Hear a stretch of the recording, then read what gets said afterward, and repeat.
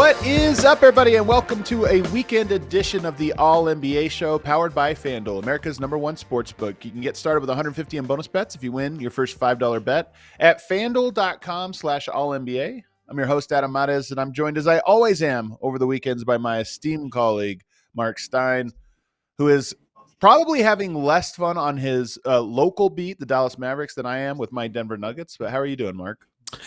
Adam Mares. I've been in LA all week, spent my Friday night with the Amazon crew. So that was fun to be at these absolutely amazing studios they've got and watch games with those guys. But yes, I will be returning to Dallas soon. And it is I'm not sure I have the proper words, man. I mean, it's the trade, and I don't even have to elaborate. The trade is 9 months old, and I would say, given the Mavericks start, that fan dismay, fan anger, the just overall mood in the city in which I reside, it's right back to where it was in February, and in some ways exceeds what we saw then. I mean, it is something else, something new for me. I mean, I've been doing this a long time, and I've just never seen a reaction to a single transaction like this. But it's historic and new and wild. Well, I always like to say the game always gives you something new. This is one of the things I like about sports and basketball in particular. You can be covering this league for 20 plus years, 30 plus years, and still find new storylines and new things that happen. But in this case, this really is new, but in the worst possible way. And when that the trade went down, it lingered for a long time. And I know, just because, obviously we have DLLS, I talked to our Mavs beat, I talked to you, that there's this sense from a fan base almost of wanting to turn the page, but it just kind of lingers as a storyline that impacts the current story. So it's part of the current story. But here we are 9 months, and it feels like it's not dissolving. It's becoming louder because the Mavericks making that move, the whole point was, yes, but we're going to get better. And they have gotten worse in ways you could not possibly have predicted.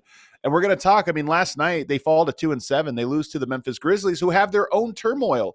And sometimes you get two teams with turmoil, and you're like, okay, let's see who really has the turmoil. Last night, it's a near, it's a 14-point loss that really felt like a 50-point loss if you just look at the box score and how this game unfolded. So, real quickly, just last night, as you're seeing this game, is there anything that stands out to you about the Mavs and the moment that they're in? Yeah, I called it the Crisis Bowl because the Grizzlies had lost 4 straight, and Ja Morant's future. I mean, you always ask me, what are people in the league talking about? Ja Morant's future is something that people have been talking about as much as anything, but Dallas went behind by more than 30. The Mavericks are 2-7. They are an Aaron Nesmith wide open wing 3 away from being 1-8. They've played 5 of those 8 games at home, and 1 was a neutral site game. The schedule has been incredibly favorable. Like this back-to-back, okay, your first road back-to-back of the season. It's Memphis, a team in chaos, and now you're going to Washington, except don't forget, Washington beat the Mavs in Dallas in the Mavericks' second game of the season. The offense is functioning at a historically poor, I mean, they are on pace to be the worst offense we've ever seen in terms of offensive efficiency. I mean, I could just go on and on and on. And look, there are a lot of injuries, but you traded for Anthony Davis, who had a significant injury history when you got him. So nobody in Dallas wants to hear that. And again, like the reaction to this trade is unlike anything other I've ever seen from a fan base in the NBA. And if it is not untenable now for Nico Harrison, the GM, I mean, it is as close to untenable as it could be. And like, I can't, what I'm so curious about now is, we're recording this on Saturday morning. Saturday night, the Mavs play the second half of a back-to-back in DC. We don't know what's going to happen in that game. but I don't know that even a resounding win in Washington over No way. the lottery bound Wizards is going to change a heck of a lot. So my main curiosity right now is Monday night at home against Milwaukee. What is the atmosphere going to be like in the building? Where again, just I mean, on DLS, the call last night was for Nico's dismissal. That is the question I get when I'm talking to people from other Really? teams. That's all they want to ask me. Is it what kind of changes are coming in Dallas? I mean, that is a Wow. question that I get constantly. And again, we're not yet 10 games into the season. Yeah. And all of the Mavs bigs are out right now. Daniel Gafford has come back and tried to play. He re-injured his ankle last night. Derek Lively's missed the last 6 games. Anthony Davis has missed the last 4. Now, Anthony Davis has been on the court trying to work his way back from a calf strain that has sidelined him for the last 4 games. But I would all, calf strain with his injury history, like, should he be pushing as hard to come back as it appears he is? I mean, there is so much going on with the team. Again, I've been in LA for the bulk of the week, had an absolute blast. My first visit to the Amazon studios, and like I said, just selfishly speaking, a great night hanging out with Udonis Haslam and Blake Griffin and Yeah. Dirk Nowitzki and Steve Nash and Taylor Rooks, and taking in all these games, taking in the pre and post game show, but like I know I'm going back to a powder keg, Yeah. assuming I get on a flight that actually takes off. Well, there's a couple. Here's some things you've talked about. Is it does feel like there's no resolution. Let's say they fired Nico today, right now. This is a thing that's going to be drawn out, but sometimes there's just a cloud hanging over an organization right now. And here's the thing: you can be bad and entertaining. You can be bad and promising. There's a bright future. We got to work through some things. And you can right now that you look at the Mavs, it doesn't feel good about the direction of the team. It's not an entertaining team. They can't score. The half court offense is an eyesore to watch. So you're losing out on that. And then there's of course the frustration of the past and everything that happened there and the hubris that came out of that front office in the aftermath of it. Does everybody see the vision now? Those kind of comments. So right now the Mavs fans are getting the worst of everything. There's no morsel for them to latch onto. And I'm surprised you say that people around the league are asking about a change because we are so early in the year. But at the same time, I get it because there feels to be like the fan base can't move on and perhaps the org can't move on until either something good happens to the team or they just change leadership and change direction. And it doesn't look like anything good is around the corner for this team. Well, and remember also, the miracle of winning the lottery was supposed to address a lot of that stuff you said. The Mavericks, with one of the worst draft lottery histories of any NBA franchise, they have only a 1.8% chance to get the number 1 pick. They get it, and they win the rights to draft Cooper Flagg. And all the thought was, well, okay, this trade was hellacious and it absolutely destroyed the morale of a fan base, but they've won the lottery. They now have Cooper Flagg, and Cooper Flagg's coming to a veteran team. It's a great situation for Cooper Flagg. He's not going to face the immediate pressure of a number 1 overall pick going to a terrible team and trying to lift that terrible team. Cooper Flagg will be surrounded by veterans. He'll be able to ease into the NBA. None of that has happened.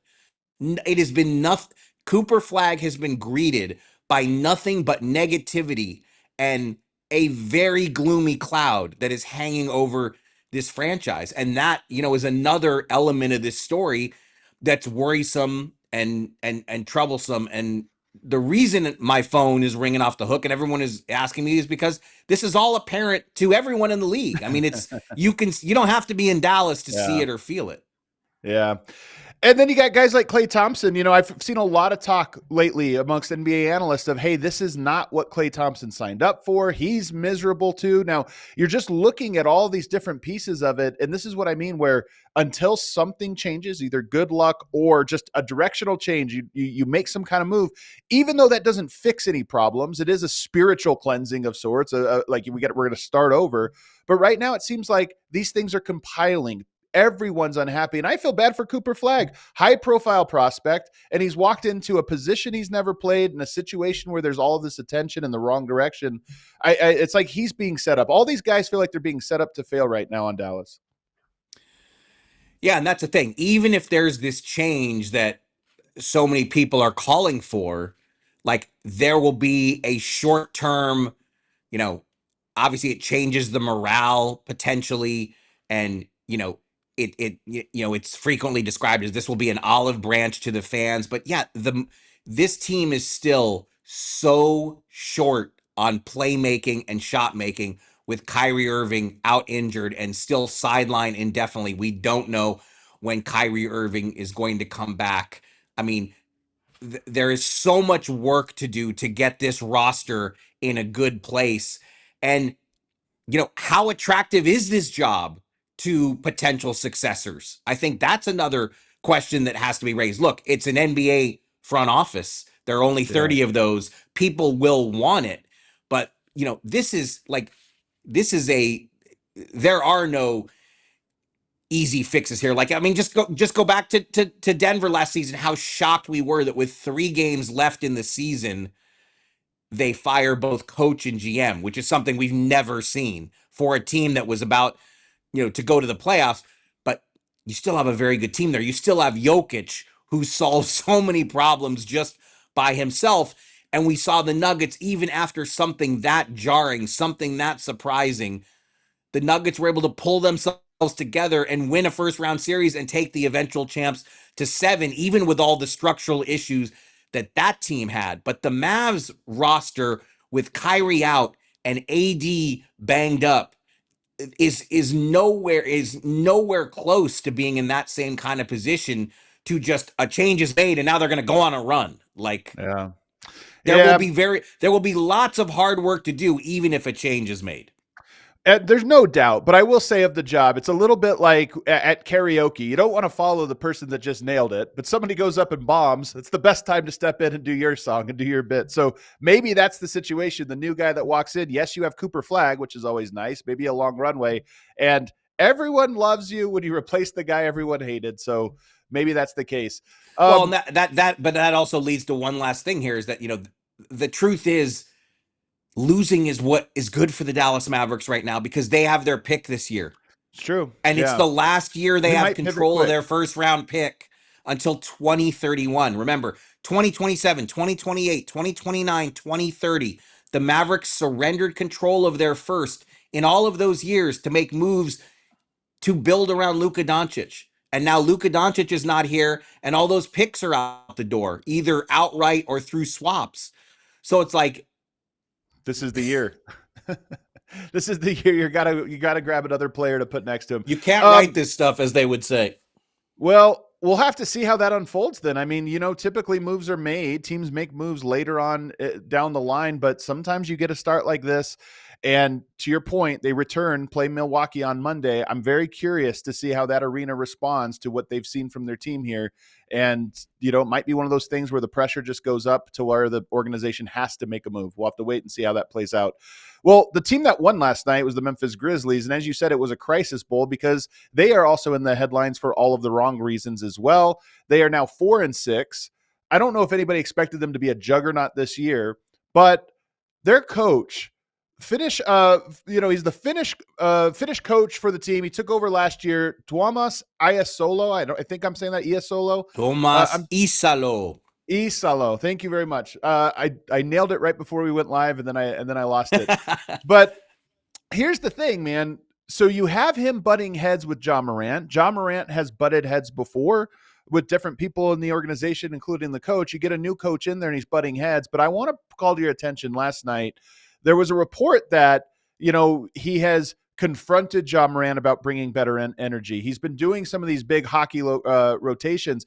Eddie Johnson, who's an All-City, friend of All-City, he said, I played in Europe. Last night he put this on the timeline. I played in Europe, and this style of coaching will have him back coaching in FIBA. First, you have to have a great relationship with your star player. And secondly, hockey-style substitutions don't work.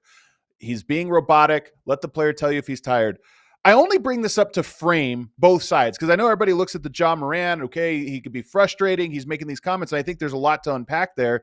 But there's another side of this might be the ultimate clash of star player, first time European coach coming over to the NBA. This might be a little bit of a clash of philosophies and styles here. What are you hearing, Mark? And what do you think? Well, look, I saw what Eddie said, and I think that is a natural reaction from a long time. And Eddie's been in the NBA a long, long time, and his playing career started in the '80s. So I do think you would hear that reaction from a lot of NBA people because the hockey style shift changes and keeping shifts short, like that generally is not going to be accepted in the NBA. But what's been so interesting here is, you know, Iisalo was brought in by Zach Kleiman, the Grizzlies GM.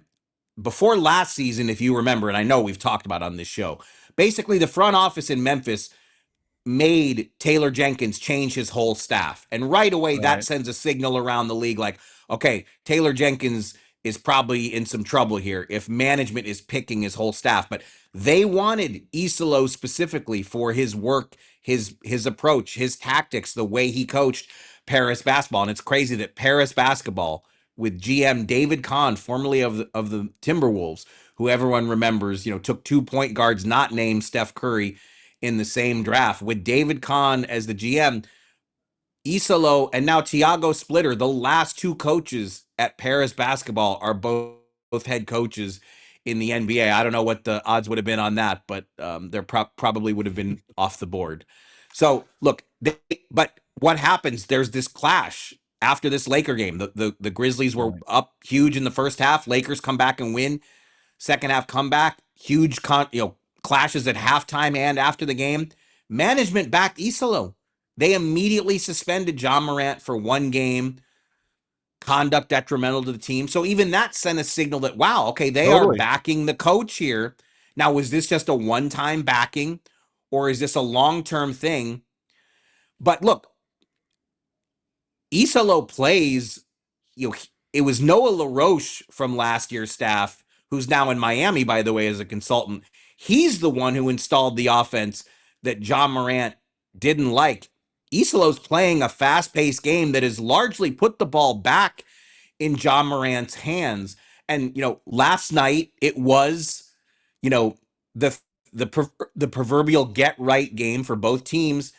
And we saw Morant and Islo dapping each other up. There's a shot where Islo's got his arm around Ja Morant. They were communicating last night, and Memphis rolled up a lead in the 30s and ended up cruising to this win. So how much does one win mean? I don't know, but again, this is certainly a situation everyone around the league is curious about. Well, Mark, let me finish up this Grizzlies conversation by asking you this. What do you think the next step is here for the Grizzlies? I mean, obviously it's so early in the season, but is this a thing? You got coach arm around Ja last night. You have some good, they win the game, he plays well. Is this a thing that you expect to go away here over the coming weeks or to settle in a little bit? Or is this something that you think is going to only increase in tension?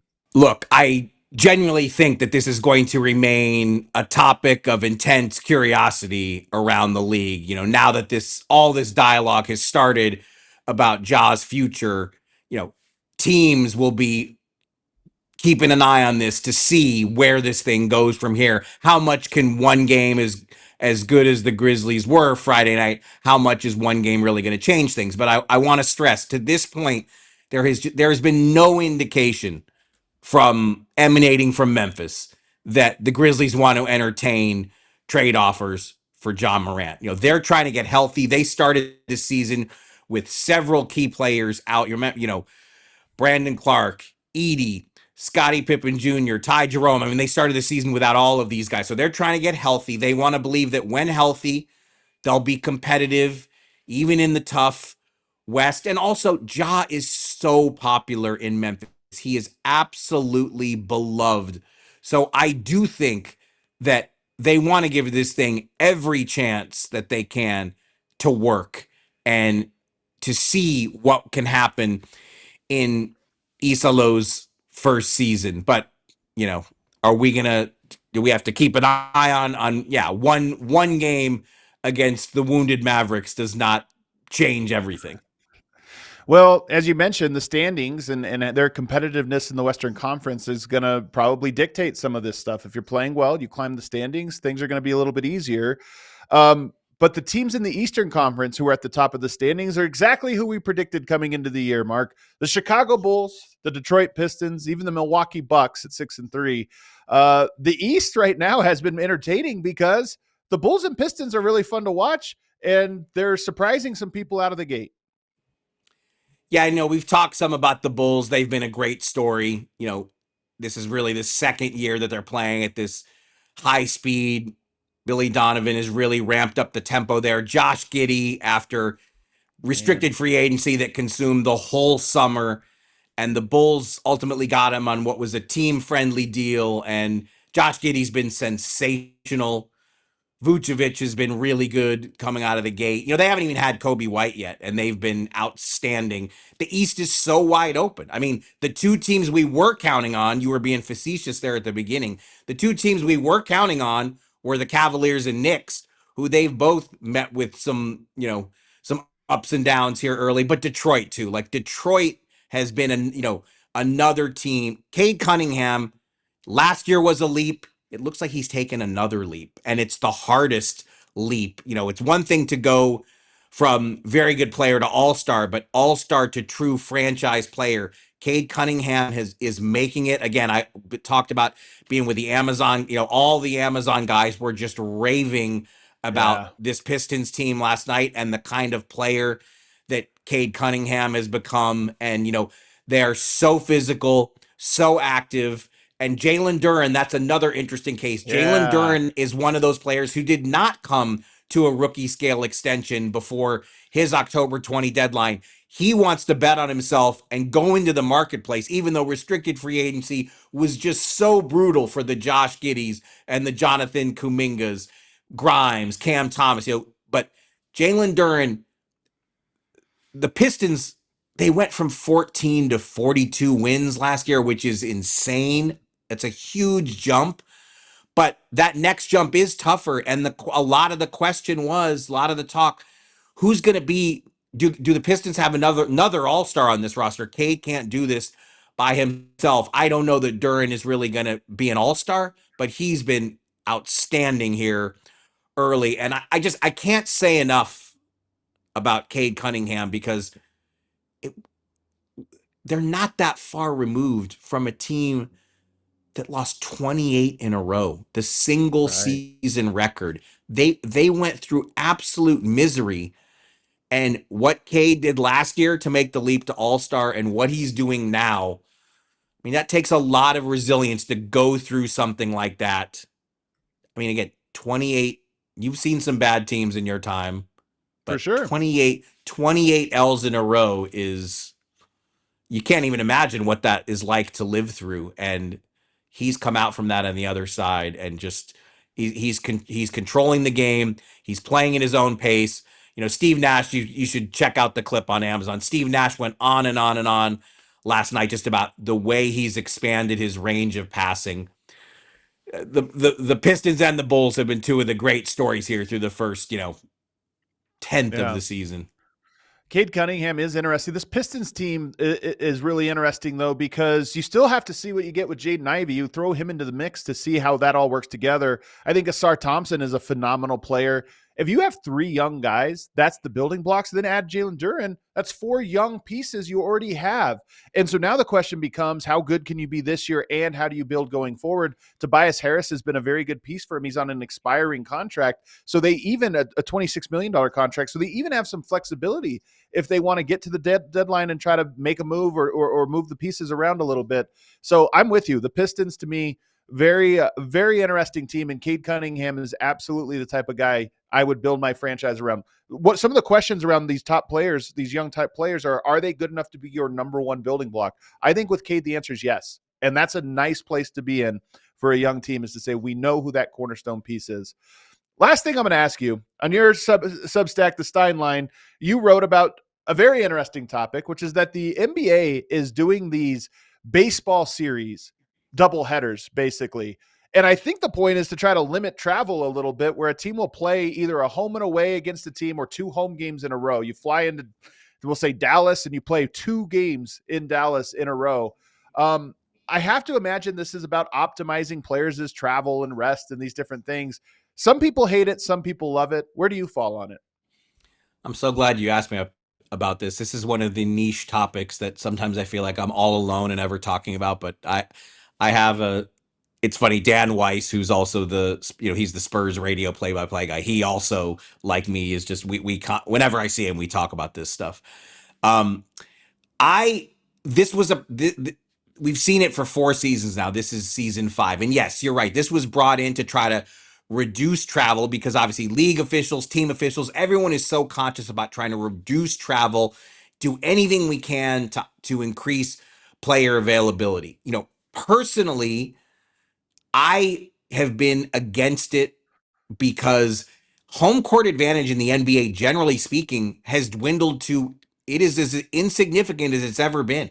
4 out of the last 5 seasons in the NBA, and we're throwing out the bubble season, obviously, when basically everyone was playing neutral site. But 4 of the last 5 seasons, home teams, the composite winning percentage for home teams has basically been 544.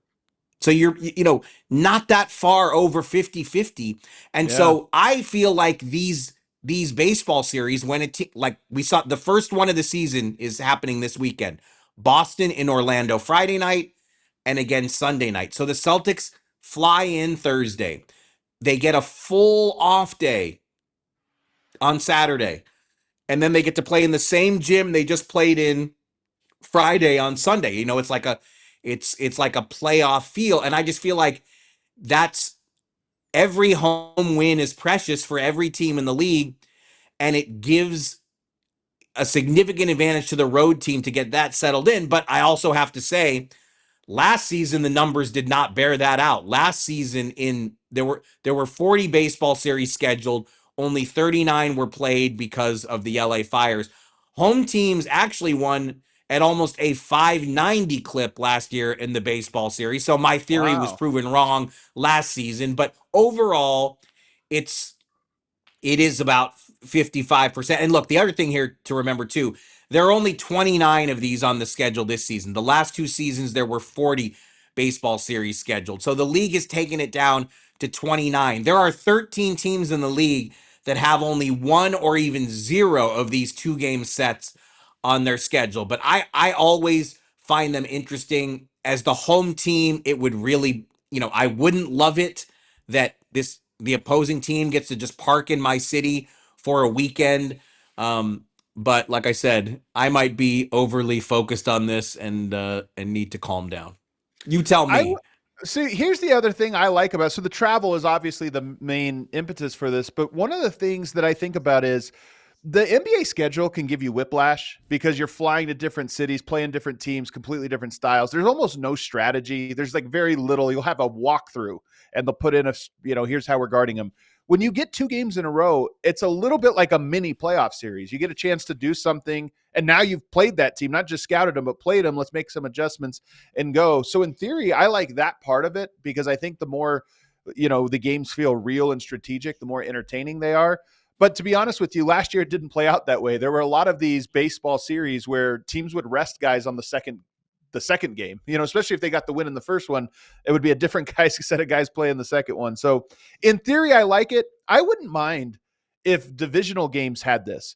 You only play your divisional teams twice a year, 2 games at home in a row, and then 2 games on the road in a row. I just think it would almost give more weight to it. It's like, oh, Minnesota's in town this weekend for the 2 games that we get them at home this year. I think that would probably be a cool thing. So I'm into it for that reason. I mean, there's so much that we don't understand about this. Like, again, the last 2 seasons, there were 40 of these. Why has it gone down to 29? Miami has 5 2 game sets on their schedule this year. Now, see, 5. this is a home advantage, though, because that means teams are staying in Miami extra long. 3 of those 5, I believe, are in Miami, and the other 2, Miami is the road team. But Okay. why do the Heat have 5 of these? And why are there 13 teams with 1 or 0? To me, there's just no rhyme or reason to when they use these and when they don't. And that's where I just find it confusing. If it's an effective measure to reduce travel and help with player rest, why have the numbers decreased? Why is it gone from 40 to 29? And I don't have that answer. It is a good question. If I put Conspiracy Corner on for a second, I think if you have to do this weekend in Milwaukee or Oklahoma City, you might get some complaints. I don't know if anybody's complaining that they have to spend 3 days in Miami. So maybe that was the reason that they get 5 of these, 3 of them in Miami, is they know no one will complain. Mark, this is great stuff. I'm into it as well. And I'm curious what people in the comments say. Do you like the baseball series? Does it make it more compelling strategically for you? Or is it kind of annoying when your team's playing the same team in the same city 2 times in a row? Let us know in the comments. I want to be the road team in that scenario every time. If I had if my team had 5 of those on the schedule, I'd want to be the road team all 5 times, because like I said, the numbers last season did not bear it out, but I just have to think it's easier. That second game that you're in the same gym has to benefit the road team. You would think so, man. He is Marc Stein. You can find him over at DLLS Mavericks. You can also read him at the Steinline Substack. Both of those are fantastic places to get him. And we hope you guys are enjoying your weekend. If you enjoyed the show, make sure you hit the like button. Make sure you're subscribed. Me and Legler are back on Monday. We'll see you then. We all city like the mayor.